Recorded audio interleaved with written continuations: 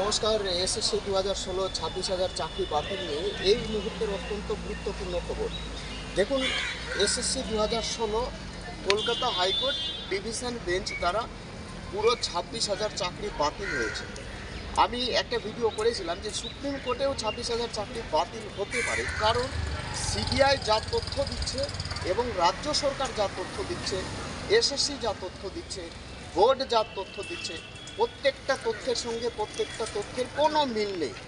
কিছুদিন আগে RTI reply পেশ করা হয়েছে সুপ্রিম কোর্টে এবং সিবিআই দ্বারা উদ্ধৃত ওএমআরসি সেটাও পেশ করা হয়েছে।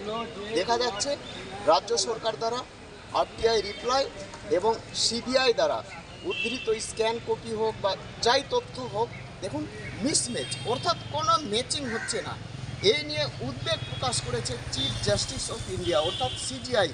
সুপ্রিম কোর্টের প্রধান বিচারপতি এইভাবে মাথায় হাত দিয়ে তিনি চিন্তা করছিলেন যে কীভাবে সেগ্রিগেশন সম্ভব, পৃথকীকরণ কিভাবে সম্ভব, যোগ্য অযোগ্য প্রার্থী কিভাবে বাছাই করা যাবে, দুধ এবং জল থাকলে কিভাবে বাছাই করা সম্ভব, পুরোটাই কি চাকরি বাতিল হবে। দেখুন 27 তারিখ জানা যাবে।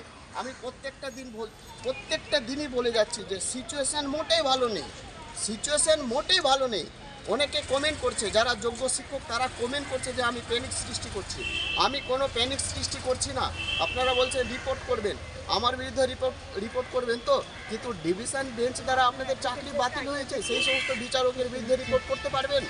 আপনারা এই মুহূর্তে disqualify by the Kolkata high court division bench, তাদের বিরুদ্ধে আপনারা রিপোর্ট করতে পারবেন।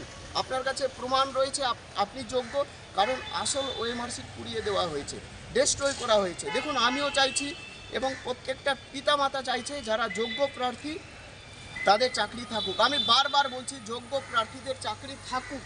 আমিও এখনও চাইছি যে সুপ্রিম কোর্ট এমন একটা রায় দিক যাতে যোগ্য প্রার্থীরা যাতে বঞ্চিত না হয়। যাই হোক, প্রত্যেকে ভালো থাকবেন এবং প্রাইমারি টেট 2014 ওএমআর ডেস্ট্রয় মামলা নিয়ে একটা ভালো খবর দিতে চলেছি। দেখুন, প্রাইমারি টেট 2014 ক্ষেত্রেও দেখা যাচ্ছে যে আরটিআই যেটা রিপ্লাই দিচ্ছে সেখানেও মানে তথ্যের ভুল রয়েছে। আশা করি 2014 প্রাইমারি টেট সেটাও হয়তো বাতিলের পথে, অর্থাৎ বাতিলও হতে পারে। যদি প্রাইমারি টেট 2014 পুরো মামলাটি যদি সুপ্রিম কোর্টে যায়, সেটাও কিন্তু বাতিল হয়ে যাবে। প্রত্যেকে ভালো থাকবে, সুস্থ থাকবে।